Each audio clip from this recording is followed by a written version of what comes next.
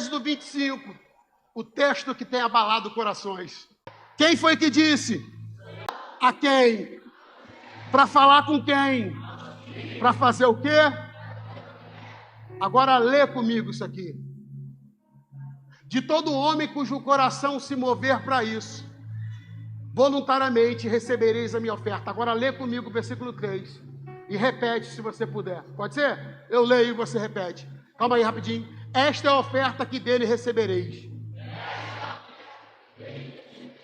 ouro, prata, bronze, estofa azul.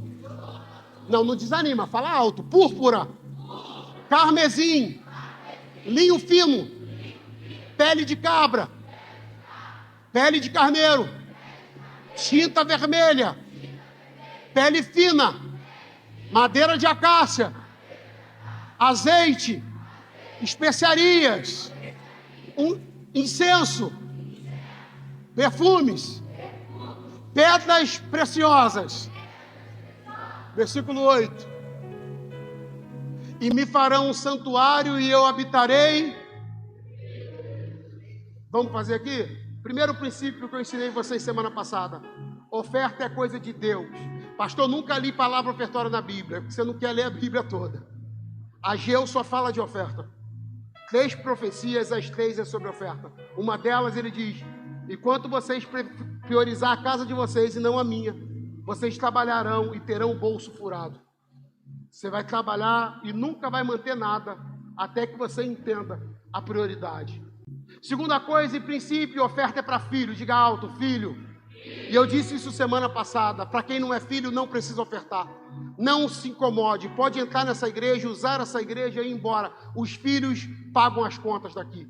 Os filhos constroem escolas para os filhos da nossa comunidade. Os filhos prosperam porque o pão da mesa é dos filhos, e quem tem que dar oferta e responsabilidade com isso é os filhos. Ah, pastor, eu sou filho, então você tem que ofertar, porque a oferta é para filhos. Mas o terceiro princípio que eu falo com você essa noite, a gente vai ofertar agora: não existe ninguém tão pobre que não possa ofertar. Você não é tão pobre que não possa ofertar.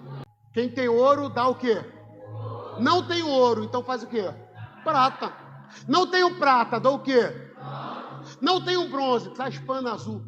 Não tenho pano azul, pega um machadinho, entra no meio do mato, corta uma árvore e traz. O que Deus está ensinando aqui? Todos poderiam ofertar, desde que se permitisse que o coração se movesse para isso. Cara, tem gente que aprendeu a dizer que está ruim quando o assunto é Deus. Porque quando o assunto não é Deus, nada está ruim para ele. O meu tênis tem que ser o melhor tênis possível. A minha roupa precisa ser a melhor roupa possível.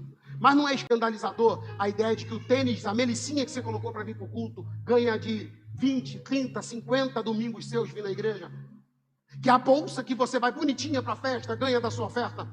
E aí o cara diz: Deus, tu sabe que eu não tenho. Aí Deus fala: eu sei, e você tem. De vez em quando eu vejo pessoas quebrando o princípio por pobreza, e de repente ele colhe um princípio que ele acolheu. É uma quebradeira no carro, a vida não anda, as coisas ficam ruins, todo mundo fica doente. Não estou dizendo que dizimista, ofertante, não tem isso em casa. Mas pode olhar como você resolve quando você está na fidelidade e quando você resolve quando tem brecha. Quando você está em brecha, você sai pedindo emprestado para Deus e o mundo. Quando você está em Deus, você tem para emprestar ainda na prova. É uma diferença absurda, e quem está me ouvindo entende o que eu estou falando aqui agora. Mas quando você quebra princípio, na maioria das vezes é governando por pobreza. Então você diz: eu não tenho, e Deus fala: então. Só que antes de eu olhar o que você vai me trazer, eu olho quem está trazendo. Porque Deus primeiro olha quem oferta, depois olha a oferta. Mas Ele olha as duas coisas. E quando Ele olha para a vida que a gente leva e a oferta que a gente entrega, Ele sabe que o teu discurso é de pobreza. Mas na verdade você não é pobre para não ofertar. Você é governado por ela. Eu amo Deus dizendo: manda eles trazerem. E Ele fala: manda trazer ouro. Porque eu sei que tem gente no meio de vocês que pode dar ouro. Mas fala também para trazer prata, porque eu sei que tem gente no meio de vocês que pode dar prata. Fala para o outro também que pode dar bronze. Mas tem gente no meio de vocês que não tem ouro, não tem prata e não tem bronze. Mas esse cara vai trazer um galho seco que ele cortou em algum lugar. Porque o meu altar nunca vai impedir que as pessoas tragam oferta, porque todos conseguem ofertar. Não é quanto eu estou dando, é o quanto eu valorizo esse momento de dar. Eu já vivi isso, ok? Eu já vi no momento de pessoas ofertarem alguém em casa e voltar com um saco de arroz. O pastor via as pessoas trazendo oferta, uma mulher entrando com um saco de 5 quilos de arroz. E o pastor disse, o que eu faço? Eu disse, nada, porque a oferta é dela, não é sua. Aquela mulher não aceitou ficar sem dar oferta no culto, foi em casa, pegou 5 quilos de arroz e trouxe. Quem mandou aquela mulher fazer isso? Eu não sei. Mas ela entrou na cabeça dela que ela não era tão pobre assim, que não pudesse honrar Deus e o altar dele. Escuta o que eu vou te falar. Uma vez, uma irmã dessa igreja disse para mim, eu queria dizimar, mas eu tenho vergonha. Porque se eu fosse dizimar hoje, o meu dízimo seria R$1. Eu disse, eu tenho vergonha de você não confiar, que ser honesta com Deus e ser fiel no pouco está errado. Aquela mulher disse para mim, então o que eu faço? Eu falei, dizima no pouco, porque biblicamente, quem é fiel no pouco e Deus coloca sobre muito. Você não é pobre, você é fiel. Aquela mulher que trabalhava com venda e não conseguia vender nada. Daqui a pouco eu estou vendo aquela mulher feliz e dizendo, vendi mais uma, vendi outra, vendi mais outra. E aquela mulher que chegou aqui dando dízimo de R$1, começou a crescer no seu negócio e prosperou e ajudou a gente a fazer muita obra nessa igreja.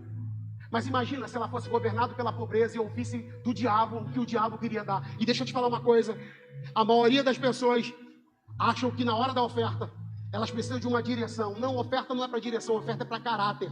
Dízimo, então, eu não dou do que Deus vai me dar. Dízimo, eu dou do que Deus já me deu. Então, dízimo é devolver o que Deus já fez. Então, quando eu não devolvo o que Deus já fez, sabe o que eu estou dizendo? Eu me aproprio do que nem meu é. E oferta é fé. Eu não tenho, eu não vejo, mas eu creio e eu me lanço. Agora, muita gente não muda de vida, porque nesse momento o diabo diz, você não pode porque o que você tem é pouco. Imagina se o menino, com 5 pães, no meio daquela multidão, dissesse para Jesus, não posso dar. Você não viu o menino dizendo que o que ele tinha era pouco. Você viu o menino pegando o que ele tinha e dizendo, se Deus precisa, eu disponho. Quem diz que o que ele tem é pouco é um discípulo na carne. É Filipe que diz, o que é isso para tanta gente? Eu fico imaginando Jesus dizendo, você vai ver o que significa o pouco da fidelidade na mão do Deus abençoador. Quando aquela tarde terminou, 5.000 homens e mais crianças e mulheres estavam sobejados com aquele pão e aquele peixe, e o menino voltava para casa carregando 12 cestos. Ele só tem uma história de 12 cestos para levar para casa, porque ele não teve vergonha de trazer o pão de pobre, e é pão de pobre. Pão de cevada é pão de pobre. Ele não tinha pão de massa boa, ele tinha pão de cevada, é o que a Bíblia diz, que ele tinha 5 pães de cevada. Pão de cevada é pão de pobre. Mas esse garoto olhou não para o que ele tinha, ele olhou para quem ele era. E quando o altar disse, me dá, ele disse, eu dou. Agora eu vou falar uma verdade para algumas pessoas que precisam ouvir. Eu nunca vi Deus ficar devendo nada para ninguém. Eu nunca vi alguém plantar uma semente de goiaba e colher uma goiaba. Eu nunca vi alguém plantar um caroço de manga e colher uma manga. A minha colheita sempre será maior que a minha semeadura. Agora tem uma outra verdade, eu paro aqui. Eu nunca vi gente que não planta colher. Então tem gente que é governado pela pobreza e diz, eu sou muito pobre, por isso eu não dou. Não, você não dá porque é pobre. Você não tem porque escolheu a pobreza. A riqueza habita com o rico, mas a pobreza mora com o pobre. Quer um conselho? Aborreça seu dinheiro essa noite, mas ame seu Deus. E fala, eu não sou tão pobre assim, que não consigo ofertar ao altar. Porque a farmácia não pode ganhar. Tem gente que fala, eu não tenho dinheiro, ficou doente. A farmácia leva tudo de quem não tinha dinheiro. Você diz, eu não tenho dinheiro, aí vem um ladrão e te rouba, você diz o quê? Perdi tudo. Você diz, eu estou quebrado, vem enchente. Você vai lá e faz postagem no Instagram. Essa noite eu perdi tudo. Você dizia que não tinha nada, vem enchente, agora você perdeu tudo. Você não pode fazer isso no momento de altar. Você precisa dizer, Deus, eu não sou tão pobre assim não. E falo isso para você. Se até hoje você te governou e você chegou aqui sem nada para ofertar, cara, pega o envelope, vem ao altar essa noite, vazio, e fala, tá vazio. Mas assim como aquela mulher que dizimou R$1 na minha igreja, e Deus fez ela empreender e crescer.